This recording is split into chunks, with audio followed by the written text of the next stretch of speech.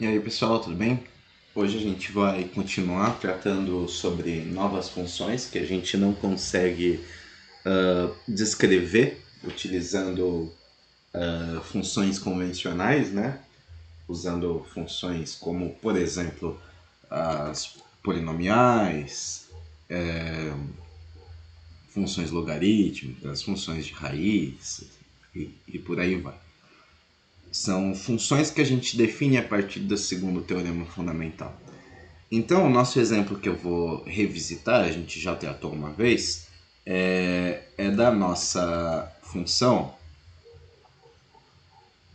que é definida pela integral de 0 a x de e elevado a menos t quadrado dt.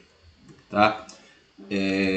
A gente já viu, né, essa nova função, uma função que a gente define a partir do segundo teorema, justamente porque ela não tem uma expressão analítica, tá?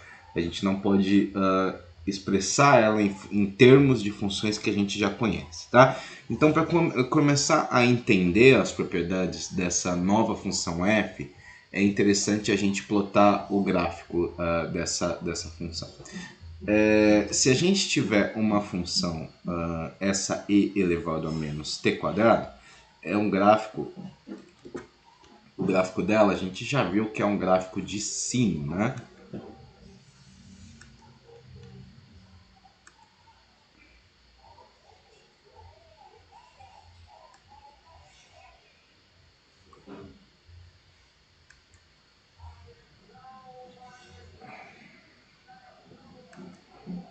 A questão aqui agora é desenhar, preservar a simetria do gráfico, tá?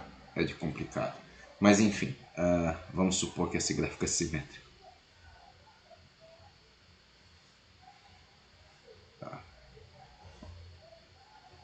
Vamos supor que esse gráfico é simétrico. A ideia é essa f de x aqui, ela vai ser a área abaixo da região entre 0 e x. Ou seja, isso aqui é a nossa f de x. Tá?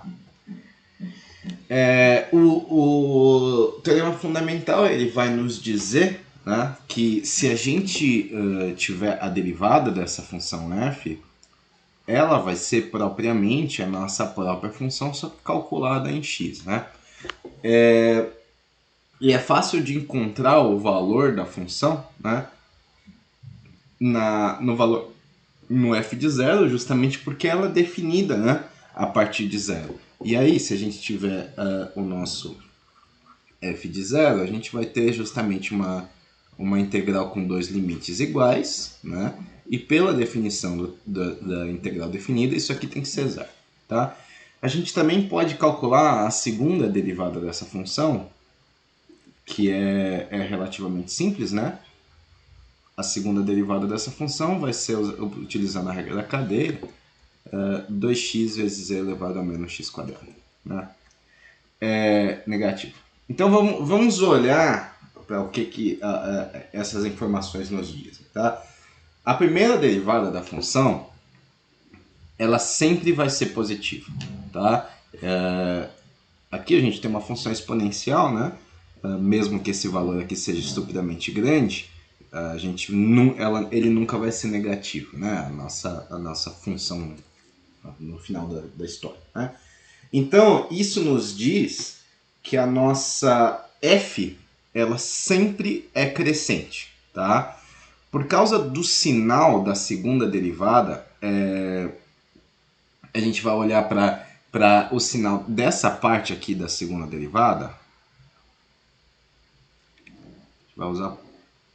Porque isso aqui é sempre positivo. Quem manda vai ser essa região aqui na segunda derivada. Né? O gráfico vai ser côncavo para baixo nas situações em que x é maior que zero, né? Porque aí isso vai ser positivo, ou vai ser negativo, perdão. A segunda derivada vai ser negativo, e côncavo para cima nas situações em que x é menor que zero. E finalmente a gente vê que a nossa derivada, a nossa f' de zero, vai ser e elevado a menos zero ao quadrado, que é 1. Né? Então, a gente definiu as funções, né? Usando o nosso gráfico com inclinação 1, né? em locais convenientes. Né? Combinando todas essas informações, a gente pode ter uma ideia razoável do que o gráfico da função parece. Né? Mesmo que a gente não possa escrever estritamente uma equação algébrica para a nossa função f. Tá? A gente quer saber o máximo possível sobre essa função, então a gente vai discutir um pouco mais sobre como ela se comporta. Né? Primeiro, a gente vai mostrar que a nossa função é ímpar. Né? Como a gente viu na figura, né? A nossa f de x é a área abaixo do gráfico da e elevado a menos t quadrado, né? Entre 0 a 0x. Lembrando que é 0 aqui, né? Então, esse aqui é a nossa f, é a nossa área. Então, por simetria do gráfico, a gente pode ver que é verdade a seguinte informação. Por simetria, a gente vê que essa integral aqui que de menos x até zero da nossa função tem que ser igual à integral de 0 até x de e elevado a menos t quadrado dt. Isso a gente olha no gráfico, né? Então, né, o que a gente sabe? Que a nossa f de menos x... O que é a nossa f de menos x? A nossa f de menos x vai ser igual à integral indo de 0 até menos x, né, da nossa e elevado a menos t quadrado dt. E isso é igual a, como a gente, usando as propriedades da integral definida, né, a gente pode inverter os limites de integração se a gente mudar o sinal daqui, né? E quem que quem que é isso aqui, né? Isso aqui é a mesma coisa que menos a integral de 0 até x, por causa da simetria. Então, e menos t quadrado dt. E isso é menos f de x. Correto? Então, a gente vê que de fato, né, a nossa função f de x é uma função ímpar. Né? Então, como a nossa f é ímpar, né, como a nossa f é ímpar, a gente sabe que a parte do gráfico da direita do eixo y, né, é exatamente uma rotação da parte do gráfico na parte esquerda do eixo y. Né? Se a gente sabe, então, a forma de um dos lados, a gente imediatamente sabe a forma do outro. Lembrando que a função ímpar ela é refletida, né, em relação à função x, y igual a x, né, em relação à reta. Nosso último passo para entender o gráfico é entender o que acontece nas pontas. Né? Então a gente quer ver se esse gráfico se aproxima de uma assíntota horizontal, uma assíntota vertical, ou se ele vai crescer infinitamente, para cima, para baixo. E aí, por simetria, a gente sabe como é que acontece do lado direito, a gente descobre o que está acontecendo do lado esquerdo, porque a gente sabe que é uma função ímpar. Né? Essa função tem paridade, ela é ímpar. Então, na direita, né, o nosso gráfico ele cresce, né, até um certo nível, e na esquerda ele tem que decrescer até um certo nível. E é isso que a gente tem que tentar descobrir. E aí, qual que é o nível? Né? Se a nossa área embaixo da curva da f de x, da fzinha de x, né, e elevado a menos x quadrado entre 0 e infinito, né, a gente vai ter, a princípio, tá? Isso aqui é dado, tá? Como essa função ela não é transcendental, isso aqui é dado, tá? A gente sabe que a área embaixo da curva da nossa f é igual a... Opa! Já foi. A área abaixo da curva dessa f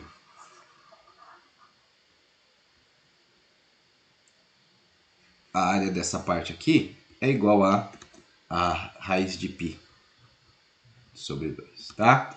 Isso é dado, tá? Isso levou muitos anos para os matemáticos descobrirem o valor exato dessa área. Não é trivial, tá? Isso, a conclusão, então, é que o limite da com o nosso x tendendo a infinito, dessa função, é raiz de π sobre 2. Como ela é ímpar, a conclusão é que o limite de x tendendo a menos infinito da f é menos a raiz de π sobre 2. Ok? Então, como 1 é um número legal para a gente trabalhar, né? A gente define uma função erro, né? Que é essa função normalizada, de tal forma que a gente trabalhe com essa função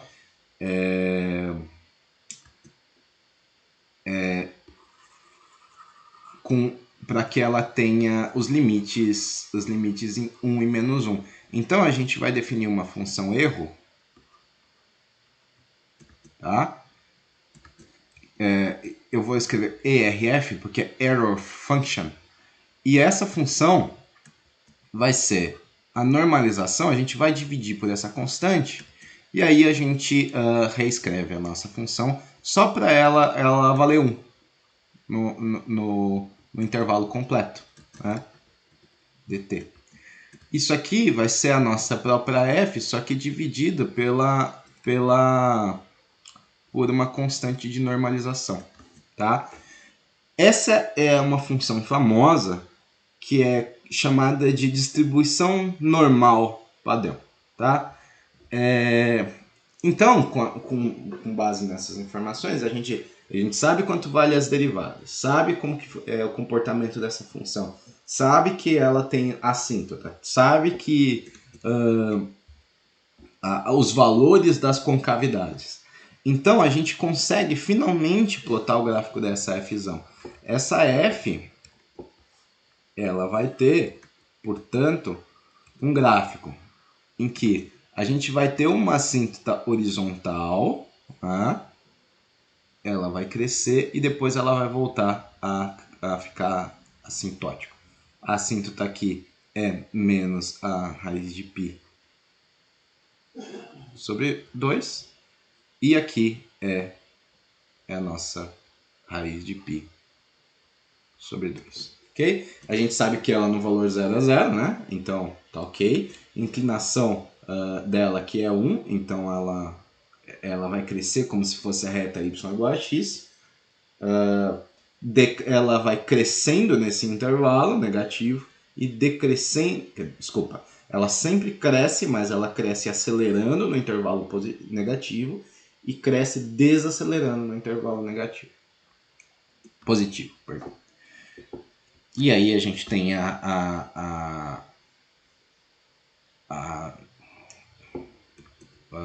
o gráfico da função, né?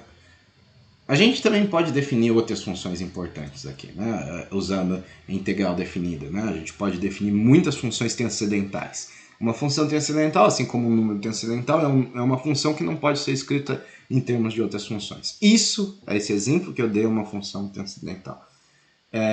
Um outro exemplo é a função de Fresnel, né? Em que a gente define essa função como sendo a integral de 0 até x. Na verdade, são duas funções, né? São duas integrais, né? Da nossa função da cosseno de t quadrado, dt, tá? Isso é uma delas. E tem a nossa S, que é intuitivamente, né, se a C é cosseno, a S é a função descrita em termos de seno, tá? Elas foram nomeadas, né, por causa do Auguste Jean Fresnel, e elas são usadas na ótica, né? Um outro exemplo que a gente pode tratar são os exemplos das análises de Fourier, né? Na análise de Fourier, a gente pode descrever uma outra função em termos da função seno sobre t, seno de t sobre t, tá? Isso aqui é a função, as análises de Fourier são usadas, né, para resolver equações diferenciais que são muito complicadas, né? E também para processamento de sinais, quando a gente quer converter sinal analógico em sinal digital e depois sinal digital em sinal analógico, né? Como que uma câmera digital interpreta uma foto, né? Uma imagem, sendo que ela é convertida em números, em binário, né? Um outro exemplo de função, por exemplo, é a integral logarítmica, né?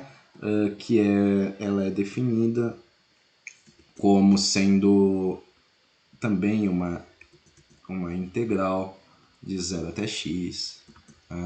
Perdão. A integral a logaritmo não é definida em zero, né? De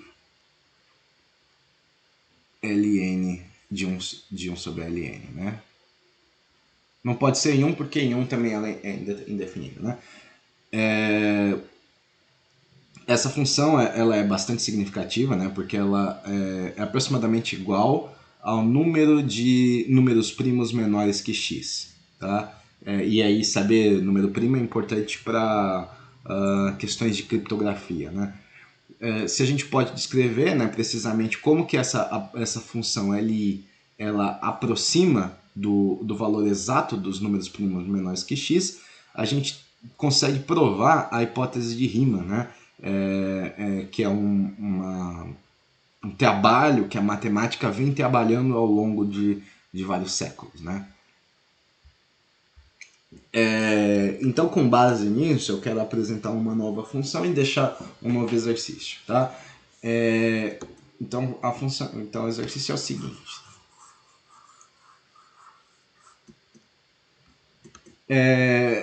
Um processo de Poisson é uma situação em que um fenômeno ocorre numa taxa constante, tá? Cada ocorrência é independente de todas as outras ocorrências. No nosso processo de Poisson, um evento não depende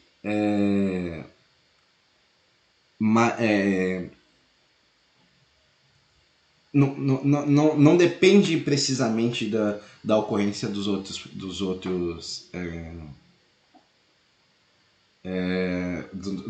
outros nossos eventos anteriores, independente do tempo, tá? Não importa se ocorreu 2 eventos ao mesmo tempo, se ocorreram eventos simultâneos, se demorou um tempo, o próximo evento não depende dos anteriores, tá?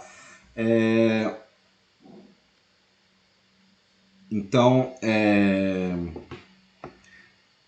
isso é a definição de essa é a ideia, né, de eventos de Poisson, né? Não necessariamente eventos, né? São processos de Poisson, tá? A localização de buracos, né, em uma rodovia ou emissão ao longo do tempo de uma partícula, de uma substância radioativa, elas são processos de Poisson. Né? Um buraco na rodovia não depende da posição dos outros buracos.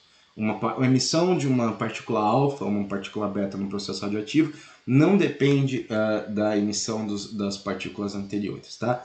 A densidade de probabilidade, a função de densidade de probabilidade para uma distribuição de Poisson, ela é definida como sendo f de x, e aí a gente tem uma função composta, né? Ela vale lambda e elevado a menos lambda x, E essa é a condição para quando o nosso x é maior ou igual a zero. E ela é zero para o nosso x menor que zero. Tá? Isso ele descreve relativamente bem uma distribuição de Poisson. Tá? Ela descreve a probabilidade relativa de uma ocorrência no tempo, tá? Ou posição x, então x é tanto tempo quanto posição, pode ser dependendo do problema que a gente está analisando, né?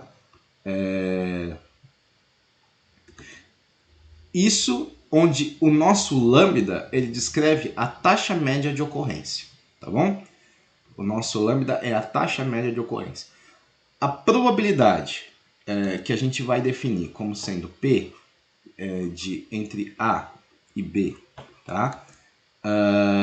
De um evento ocorrer no intervalo, né? Esse intervalo ele é entre um ponto A e um ponto B, ela é definida como sendo a integral de A até B da minha função densidade de probabilidade. Tá? Então a questão é calcular essa integral para A. O caso em que o A e B são ambos positivos, tá? A e B. Tá, eu vou colocar assim. A positivo e B positivo. E a gente vai assumir que o nosso A é menor que B, tá? B. Para o caso em que o nosso A é menor ou igual a zero e o nosso B é maior que zero, ou seja, o B é positivo, e para o caso em que ambos são menores ou iguais a zero. Ok? É este o exercício.